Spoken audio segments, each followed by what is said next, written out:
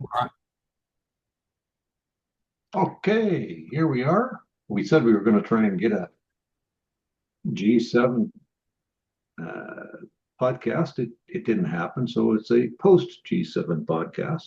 It is a post G7 podcast. And here we are in season number 4, episode number 19. 19. And Wow, 19 on the 18th of June. 1819, 1918. Well, I think both of them are pretty significant years, but Yeah. Well, by the way, let's tell our viewers that they should hit the like button and subscribe. 'Cause we always forget to do that. You look at all the other podcasters, and we always forget to say that. well, I guess maybe we're a little different than the normal podcasters, I think. Um, First, we're too old. The other side of that is that we do this for fun. It's really not a livelihood. No, it's not. Rolling in dough, no doubt. But yeah, Certainly is no livelihood involved. or whatever. Yeah. But yeah. So here we are, and there's. I think we had talked pre-production, and I I don't know how to put this gently, so I'm just going to say it. We in the Canadian environment are going through all kinds of machinations of what are we, what aren't we? And it always seems to come down to a point now that the problem seemed to point to the government, and the government is the problem because baby boomers voted them in. And being a baby boomer, I want you to know I'm not going to tell you who I voted for, but I will tell you it certainly wasn't the liberal candidate in my writing. Uh, so don't paint us all with the same brush. The fact that we're starting to realize that perhaps we got duped. Uh, is not my problem. You should have seen the writing on the wall. You should have looked at Mr. Carney's book.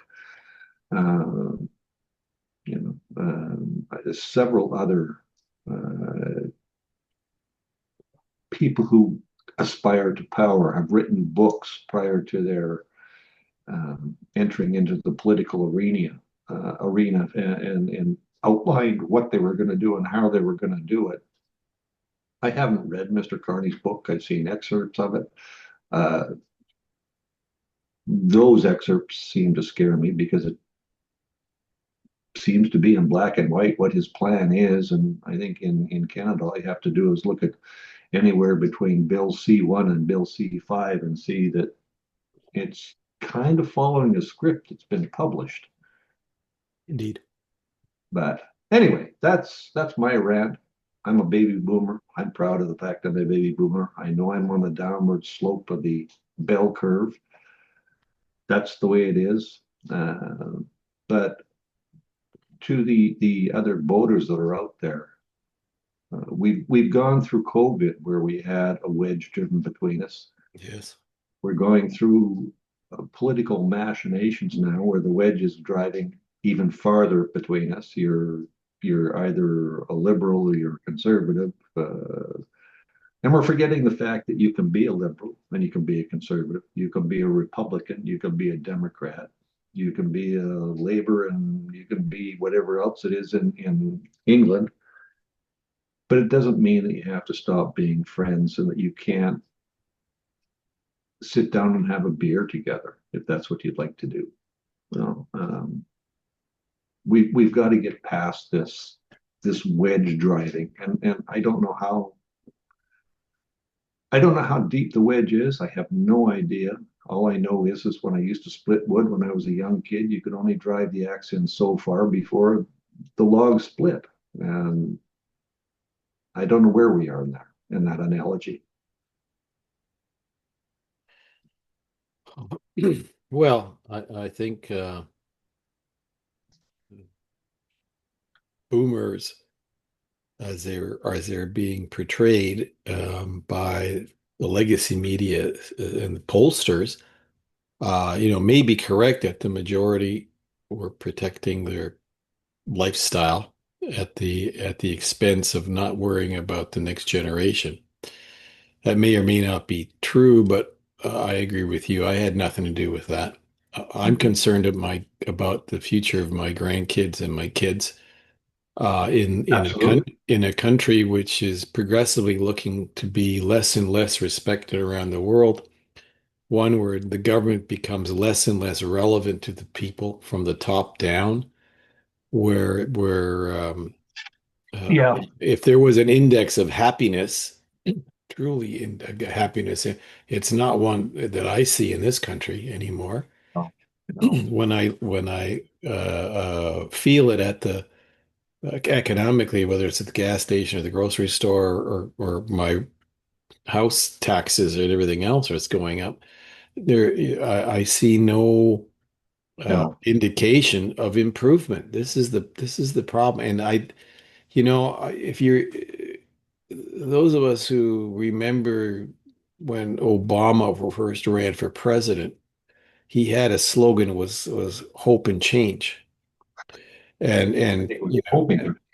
yeah, hoping, but it did resonate, with Americans, and they voted a black man to be their president, which most people said will never happen in their lifetimes, and it did, and it's now Mhm. now it's ancient history.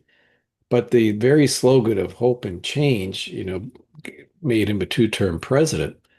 And whether the hope and change really did manifest itself into change is something to be debated. But if we look at where we are here in Canada, this particular government, which is the fourth term of the same government, has produced very little change in a sense of forward movement for the people, and provides very little hope for any of that change happening in the future.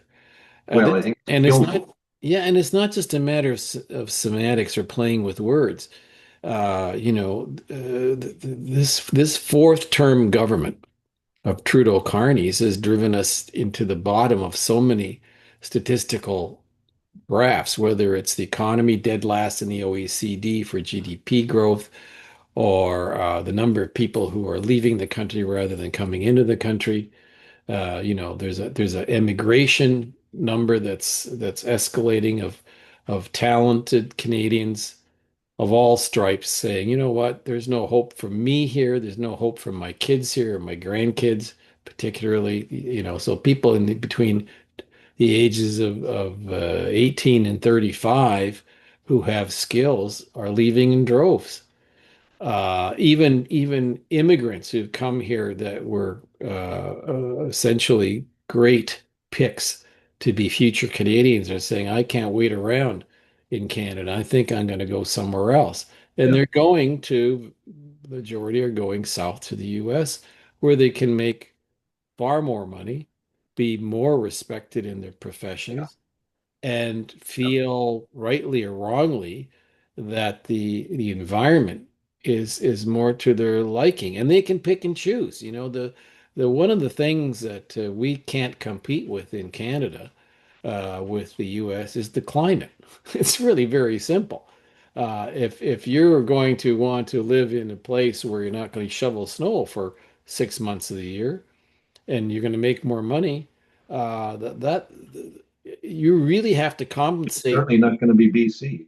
No, Uh, but you seriously have to compensate for the fact that this is a northern climate country. yeah, Okay, so this may sound silly, but it's not a hard one to grasp. that's Uh, true. Even pre-production, what was it you were saying that the statistics are showing how many people have left Canada?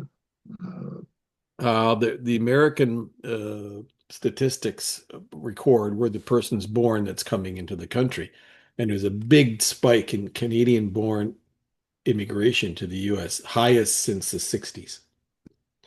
that's just And Canadian born. It's not that's talking about Canadian natural. born and yes, Canadian born, and they have also the same statistics of Canadian citizens born elsewhere. So about a third of the people who are going to the U.S. are actually immigrants to Canada who became citizens and just haven't found their way and decided they're going to move on. Yeah, It doesn't count for people who might be still living in Canada on a permanent resident basis, but are still citizens of their own country, yeah, yeah. because they would apply to go to the U.S. as citizens of that country. So that stat, if you're a citizen of India living in Canada, American stats will say it's a citizen of India Yeah. via Canada, but you don't know if that via Canada means whether they had residence here or not. So if you're a doctor came into Canada from India or wherever, and you go to the States because you only spent a year here, it's just going to say there was an Indian who came to the U.S. So, but the statistics of the number of people who are Canadian citizens, both born and naturalized, is way up going to the U.S. Simple. And these are being replaced Well, again, that's what I was going to say.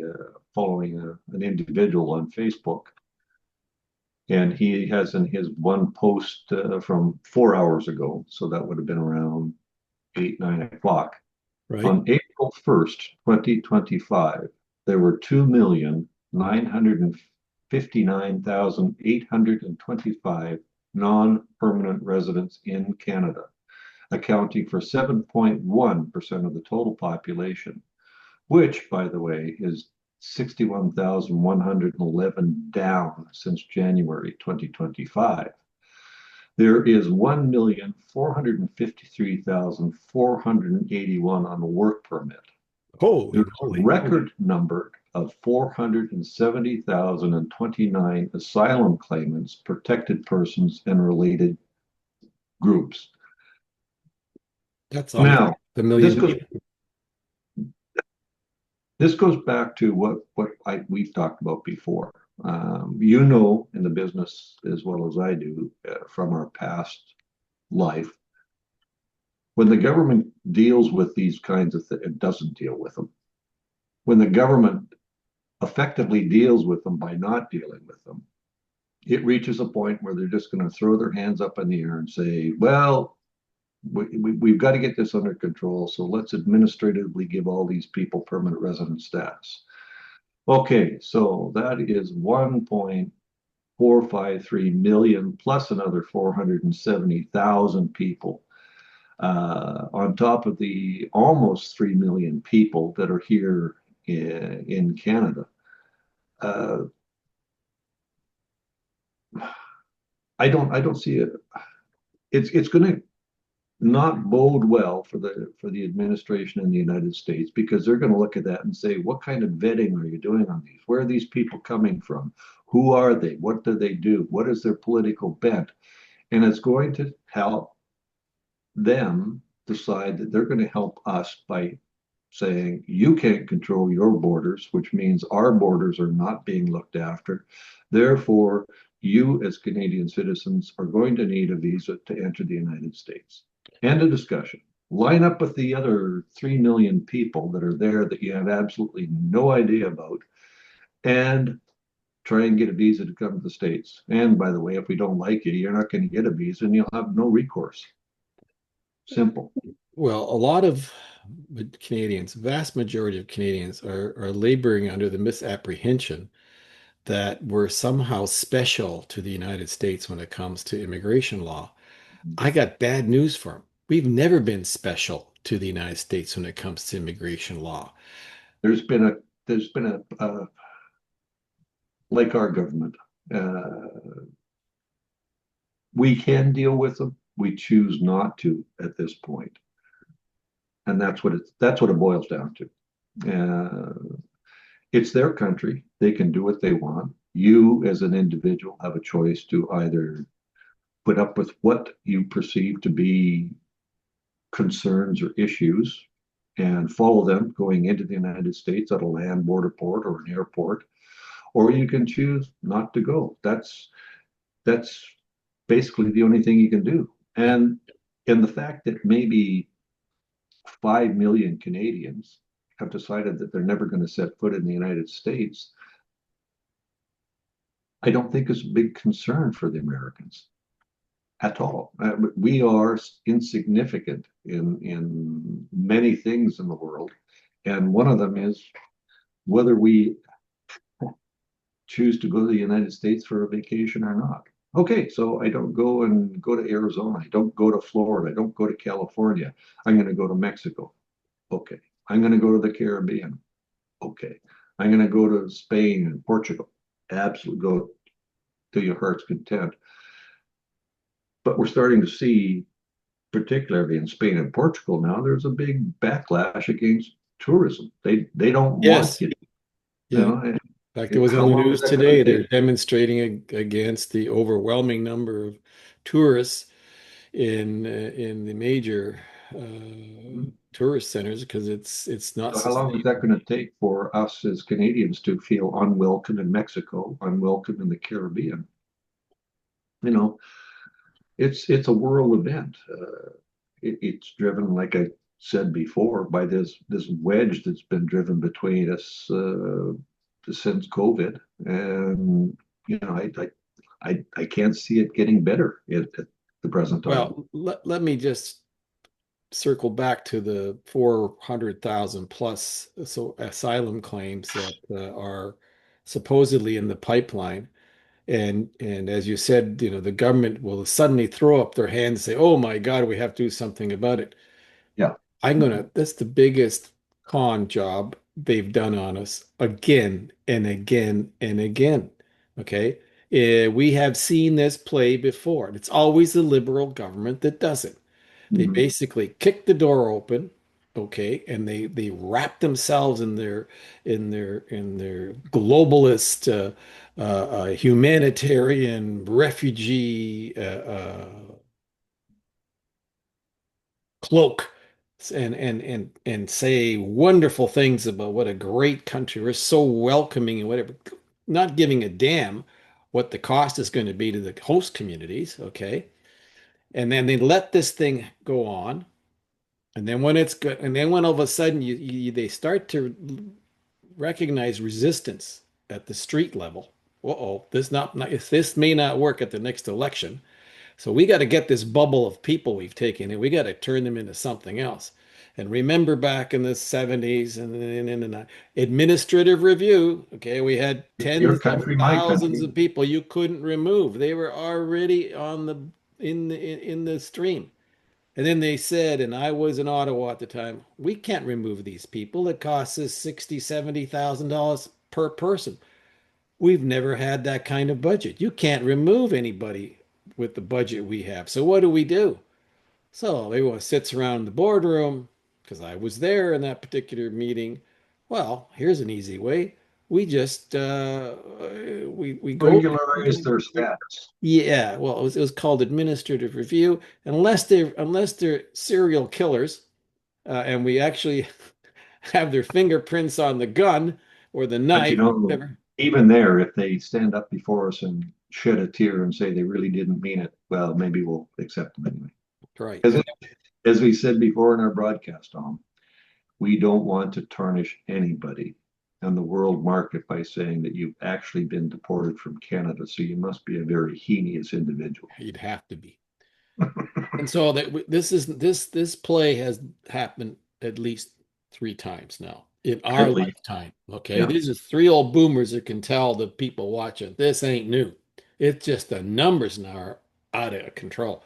yeah. No one in their wildest imagination would say we're up to 3, 4 million people that we don't know what they're doing here. Mm-hmm. Okay, over over And then over a that's space quite of what evident since when you COVID, watch CPAC, watch the CPAC channel, and you see the individual who is the immigration minister the new one, who was this one woman, of the I opposition can't even people pronounce said, her name. "What color is my shirt?" Well, you would know that because you're actually closer to that than I am, and I may see it as white, but you may see it as beige. The hell you're talking about is but Yeah. that's is the problem. Okay, and without getting into to be too personal, I'm sorry, this woman is smart as a bag of rocks because it's just but it's been designed specifically to undermine the development of this country by flood. This is Marxist philosophy way back. You got to flood the place with folks who are going to be your useful idiots in the future. This is what this is all about. Okay. Yeah, and if it gets really, really out of control, you know that half of these leaders that are up there are not going to be here. They're going to get a job with the UN. They're going to get a job somewhere else. They're going to be Yeah, on a but bench look, somewhere else, and they're going to be leaving Canada anyway. So what difference does it make? this immigration mess is just one of the nails in the coffin of Canada. Okay. The other one is the climate nonsense with the cars. Now, no, listen, as we spoke earlier in pre-production, I don't think you have to worry about banning cars in Canada in 2035 because I don't think there's going to be a Canada in 2035 to, enforce that law. This is nuts. Way to go. Nobody on this planet is doing this. Okay. Enough said about that. So it's Yeah. just beyond the pale. The other nonsense, if we said we were going to hold off until the G7 was over, this G7 accomplished nothing except make us look like chumps in the grand scheme of things. I don't care what the CBC and CTV and all these butt licking types are going on because first of all, if we were supposed to have ended our relationship with the United States and bad man orange guy felon from New York comes to Canada, why did you kiss him all over as soon as his feet touched the ground here? This to me was the most hypocritical nonsense I have ever seen any prime minister ever do. Well, and it's I say, there used to be that old joke that said, "What does an idiot look like?" And you turn to idiot, and you would see a picture of Pierre Trudeau or his son Justin. Now it's what is the definition of a sycophant? And you just have to take a look, and it's going to be Mark Carney. You know, and I don't. Maybe that's how Mr. Carney felt that he had to play He this. got, oh, come I on. really think he got played, and I really think personally that he's in cahoots. Oh, yes, that's exactly what I was going to say. This anybody believes this cosplay it really needs to do something else because this was a setup. Okay. And think about when he was in the Oval Office for that 35 and 45 minute fiasco where he spoke for 2.5 minutes and he was sitting in the corner like a obedient little boy while the headmaster went on about stuff with other people that totally ignored him. And his little hand was going up. Can I speak now? Can I speak now? Okay. So fast forward to this week in the G7 and the bad headmaster shows up and he just is can't get over what a wonderful person this headmaster is. Literally, I mean, and you're going and looking at this and you're wondering this cosplay is really getting really bad. Well, it It's was because apparently that he was the guy that got Mr. Carney elected because he was bad, and we were going to take him on, and we were going to do everything to fight this big bad bully. And elbows up, folks. It's not working. Yeah, and but apparently we're as a country rich enough. We're 500 billion in the hole. And more now because Uh, we've given another 4 billion to the Ukraine. Yeah, well, for a war that has nothing to do with us. Listen, I understand, the fact that there are a couple of 100,000 people of Ukrainian descent in this country whose votes you're chasing here. Okay, plus I have nothing but good luck given to the Ukrainians that have come into Canada who want to get the hell out of that war. Okay. Mhm. I have no problem with that. But I have a lot of problem with giving money to a crooked comedian running an oligarch in a country that has no parliament functioning. Wait a minute, we don't have a parliament functioning either. Forgot something.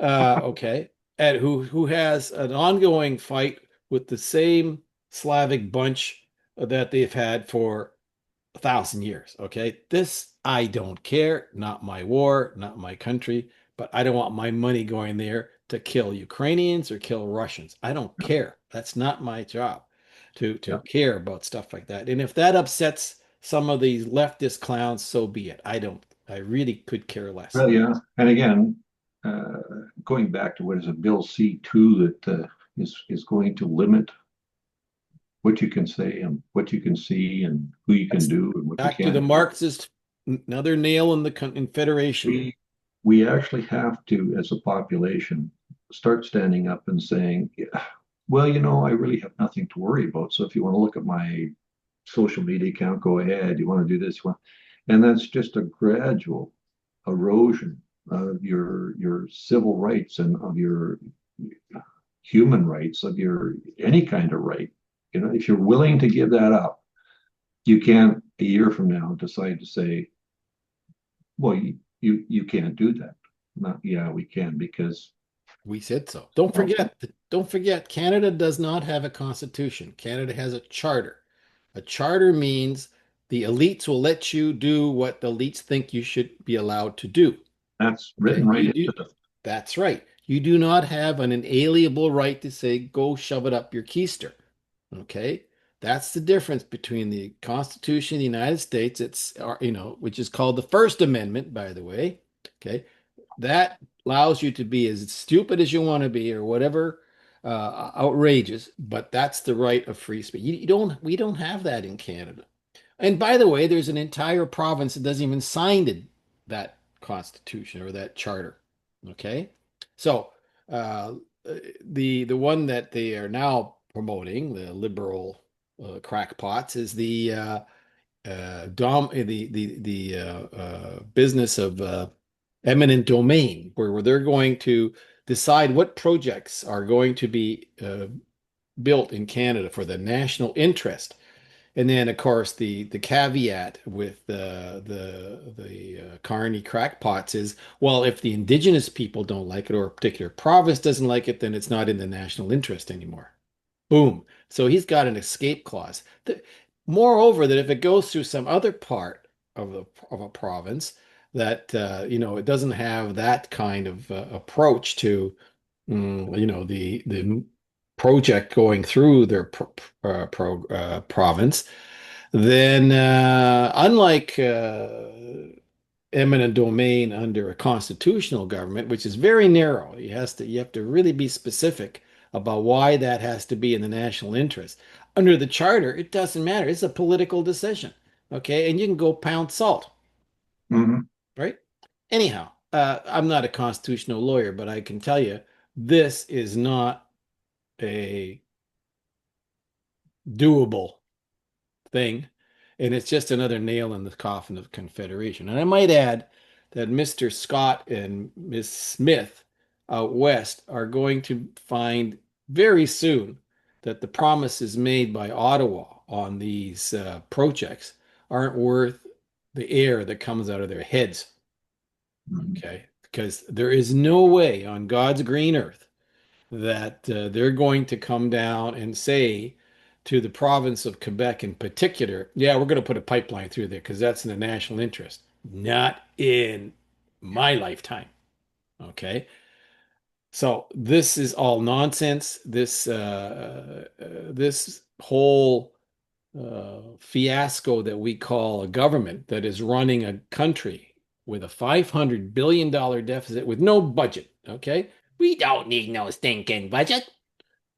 What are you talking Well, we're about? going to break the budget into two things. One which we can balance on paper, and the other one is just drivel.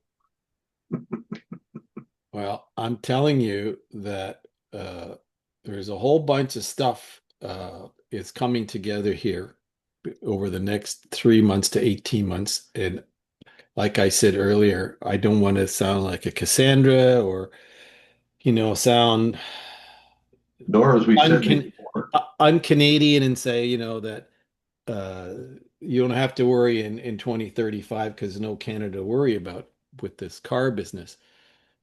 and Um, let's throw that caveat in. We're not time travelers, and we're not here from the future.